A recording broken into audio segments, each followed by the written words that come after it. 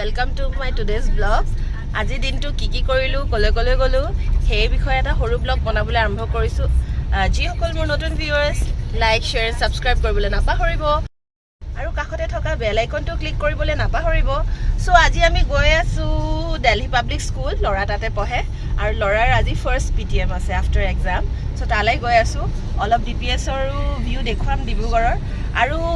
আচৰিত কথাটো কি জানেনে গৈ থাকোতে এনেকুৱা পানী ডিব্ৰুগড়ৰ বানপানীৰ কথাটো সকলোৱে শুনিছে গতিকে এজাক বৰষুণ দিলে যথেষ্ট বানপানী হ'ব অৱশ্যে বানপানী এতিয়া সমগ্ৰ অসমতে হৈ আছে কিন্তু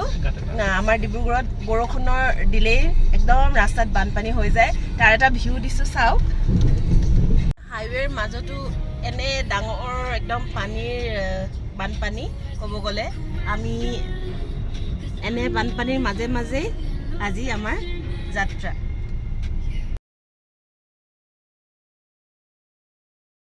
ওচৰ চাহ বাগানতে থকা হাজবেণ্ডে চাহ বাগানত চাকৰি কৰিছিলে তো চাহ বাগান দেখিলে খুব ভাল লাগে মোৰ ভাবিলোঁ এটা ভিউ আপোনালোকৰ কাৰণেও কেপচাৰ কৰি লওঁ ইমান গ্ৰীনেৰিজ আছে ইমান গছ গছনি আছে চাহ বাগানবিলাকত খুব ভাল লাগে আচলতে আমাৰ কংক্ৰিট পৃথিৱীখনত আচলতে গছনি পাবলৈ দিগদাৰী কিন্তু চাহ বাগানবিলাক দেখিলে এনেকুৱা গ্ৰীনেৰিজৰ মাজত খুব ভাল লাগে আকৌ যেন এনেকুৱা এটা গ্ৰীনেৰিৰ মাজতে থাকিবলৈ ষ্টাৰ্ট কৰি দিওঁ সেইকাৰণে মই ভাবোঁ গছ গছনি ৰুব লাগে প্লাণ্টছবিলাক ইমান কটা হৈ গৈছে কিন্তু আচলতে আমি গছ গছনি ৰুব লাগে নহয়নে বকুল টি ষ্টেটৰ মাজেদি এটা ৰাস্তা আছে যোনটো ABITলৈ যায় এইখন হৈছে বকুল টি ষ্টেট আৰু ABIT যিটো ডিব্ৰুগড়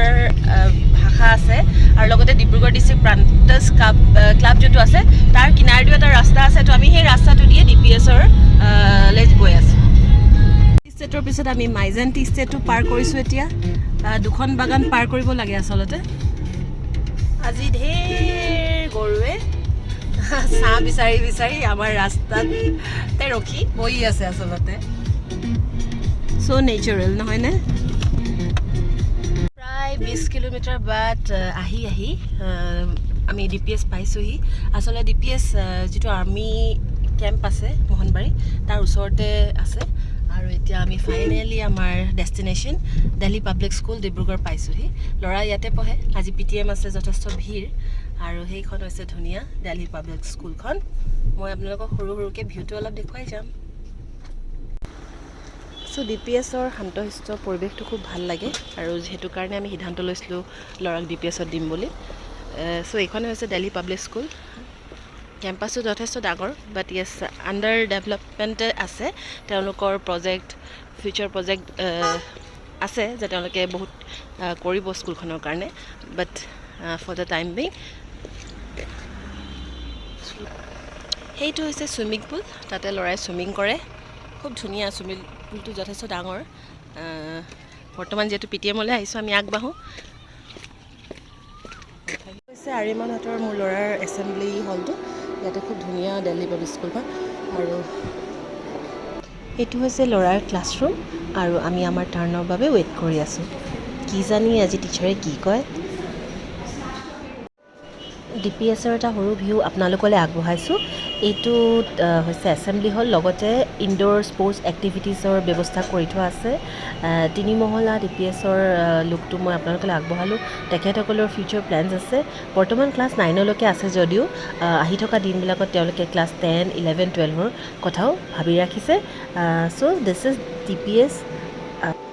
ডিব্ৰুগড় আৰু লগতে এতিয়া PTMৰ ৰিজাল্ট লৈ পেলি আমি ভাবিলোঁ ঘূৰি আহোঁতে অকণমান পেট পূজাও কৰি লওঁ সো য়'ল' বুলি এখন খুব সুন্দৰ ৰেষ্টুৰেণ্ট আছে আমি তাতে আহি পেট পূজাৰ বাবে অকণমান দেৰি ৰ'লোঁ খুব সুন্দৰ এটা এম্বিয়েন্স খুব ধুনীয়া লাউড মিউজিক বাজি আছে ইয়াতে শুনামতে এখন ডান্স ফ্ল'ৰো আছে ইচ্ছা কৰিলে ডান্স কৰিব পাৰে আপোনালোকে আহিব পাৰে আৰু এই য়'ল' যিটো ৰেষ্টুৰেণ্ট সেইখন আচলতে খলিয়ামাৰীত স্থিত আৰু ইয়াৰ লগতে এখন আচলতে চুইমিং সৰু পুল এটাও আছে on an occasions as a guest আপোনালোকে আহি চুইমিঙো কৰিব পাৰে সো আজিৰ দিনটো প্ৰায় পাৰ হৈছে ইয়াৰ পিছতো মই কি কৰিম সেয়াও অলপ সবিশেষ আপোনালোকক লাহে লাহে দি যাম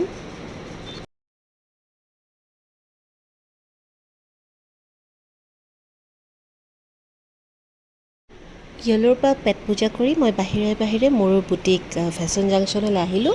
আৰু আজি শনিবাৰ যিহেতু গতিকে লাইভৰ প্ৰিপেৰেশ্যন কৰিছোঁ মই লাইভ আহি মোৰ ফেশ্বন জাংচন বুলি এটা ফেচবুক পেজ আছে তাৰ পৰা চ' এনেধৰণে মই মোৰ প্ৰিপেৰেশ্যন ৰেডি ৰাখিছোঁ বিভিন্ন যোৰাবিলাক থৈ লৈছোঁ বেলেগ কালেকশ্যন বেলেগ ৰঙৰ বেলেগ ফেব্ৰিকৰ আৰু লগতে ষ্টেণ্ড লৈ চ' মোৰ লাইভ ইতিমধ্যে আৰম্ভ হৈ গৈছে মই লাইভ অলৰেডি কৰি আছোঁ এনেধৰণে কাপোৰবিলাক দেখুৱাই গৈ আছোঁ আৰু এনেধৰণে মই মোৰ এটা দিন সম্পূৰ্ণভাৱে পাৰ কৰিলোঁ শনিবাৰ দিনটো আৰু মোৰ ভিডিঅ'টো চাই কেনে পালে আপোনালোকে কমেণ্ট বক্সত কমেণ্ট দিবলৈ নাপাহৰিব আৰু যিসকল মোৰ নতুন ভিউৱাৰ্ছ লাইক শ্বেয়াৰ ছাবস্ক্ৰাইব কৰিবলৈ নাপাহৰিব আৰু কাষতে থকা বেল আইকনটো স্পেচিয়েলি ক্লিক কৰিবলৈ নাপাহৰিব চ' আহি থকা দিনবিলাকত পুনৰ কিছুমান নতুন ব্লগ লৈ আপোনালোকৰ ওচৰত পুনৰ হাজিৰ হ'ম তেতিয়ালৈকে ভালে থাকক কুশলে থাকক ধন্যবাদ